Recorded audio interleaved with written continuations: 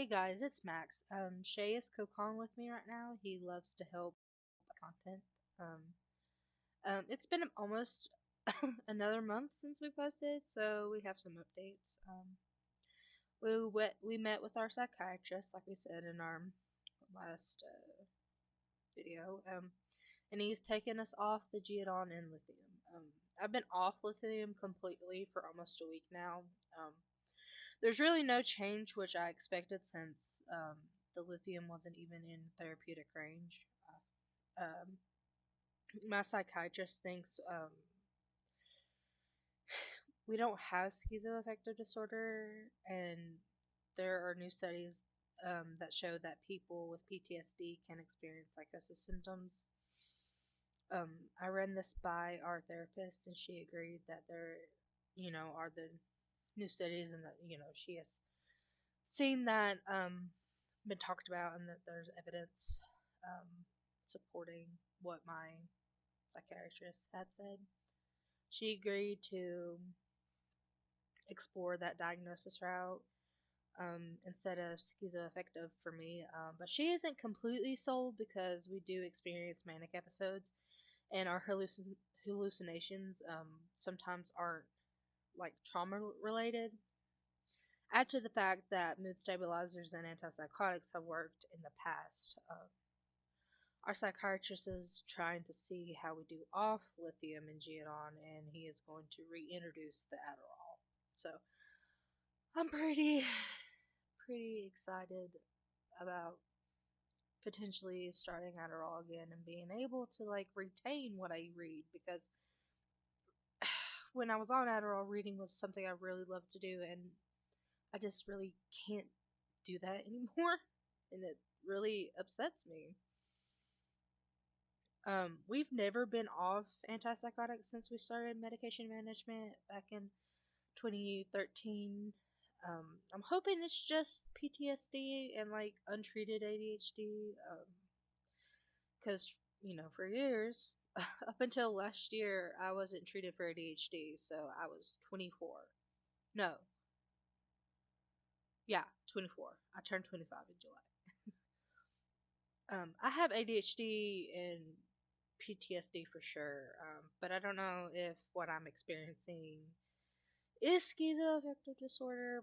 I do relate to some things, but sometimes I feel like it's like not what I'm dealing with. Like it's not to that extreme. But people are different and stuff. But um, it seems like a lot of my hallucinations and stuff are trauma related. There are some stuff that is not trauma related. Um, so I don't know. Um, and we've been doing okay for the most part since the end of December. I just feel really bleh. But no suicidal ideation or self harm urges, so that's really good. And we were on lithium strictly for, I mean, it was to help stabilize mood, but it helped greatly the suicidal thoughts and self harm urges and stuff. So, um, I think trauma season is coming to an end though, so that's really good. I'm so excited for warmer months. I think a lot of us in the system are excited for warmer months. And Sarah and Izzy and August have been fronting like the most, or like very much co-con with me, Max, and then Shay has been there here and there. Michael has been there here and there. Still don't really know where the others are at. Still, there are some littles that are present, some littles that are not. I don't know much about that, and I don't think I'm allowed to know much about that. So I don't think, we would make a video on that. Obviously, that's very personal, and like, like I said in the last video, not everyone gets to know our story. So, um, even with the Kokon, it's very fuzzy, but we were trying hard to communicate. um, on a different note, our physical health is still not good. We are still having a lot of pain because of the cold and mental health struggles, which causes more fibro flares. Plus, it gets dark at like 5, and that really, really sucks and does not help our mental health at all either. We didn't have a period for December, which I figured we are still cramping from the IUD as well.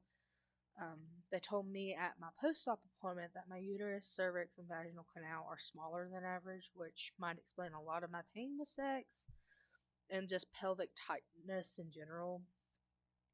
They said if I'm still cramping by mid-January, I need to have a vaginal ultrasound done, which I'm not looking forward to. I've had a vaginal ultrasound done before, and it sucks. It was like a rowboat experience. It was awful.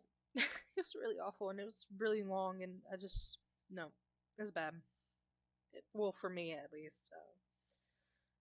And my endocrinologist, I have a hard time saying that word, still hasn't called me back to talk about my lab results. Um, she was trying to rule out Cushing's disease, and she tested the level of my sex hormones. My DHEA was in normal range, but only by 3 points. It was 3 points away from being high, so I don't know what that means. My total testosterone was 67, and the normal range for the lab that she used, was between 2 and 45, so it's very high. So I don't know what that means. But the high testosterone might explain the weight gain alongside the mental health medication, so we'll just have to see when she calls me back and lets me know what's going on. I see my primary care the 6th of this month, but she never called me to get that 24-hour blood pressure cuff that I was talking about last time. So I'm still pretty much in the dark about my blood pressure.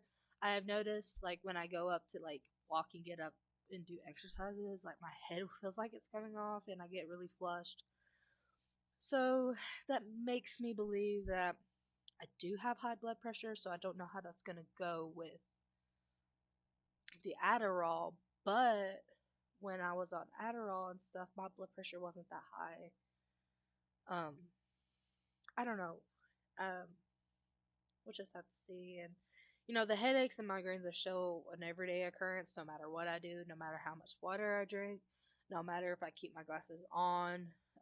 It does get worse when I take my glasses off, but my glasses aren't like helping as much. I do have an appointment, an eye appointment, in March, so maybe I need a new prescription. But my jaw, like, I have TMJ, so my jaw is always like clenched and stuff, and so maybe that's another reason. And like my neck and stuff, like, I don't know, maybe that's why my head is hurting so bad. Plus, when last time I had those 4 teeth filled in the front, so maybe that's another reason why my head is hurting. I don't know.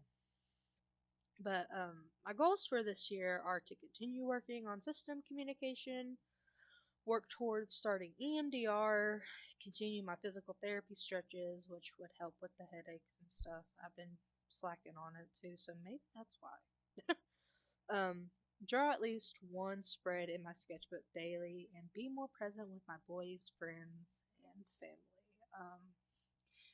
Comment down below, like, what your New Year's resolution is, or like what you want to accomplish. When people say New Year's resolution, it's like a big daunting thing. So just what you want to accomplish this year. It doesn't have to be something extravagant, just something attainable and something challenging, but something that can be attainable. So I hope you guys had a happy holidays, and I thank you for watching, and keep on keeping on.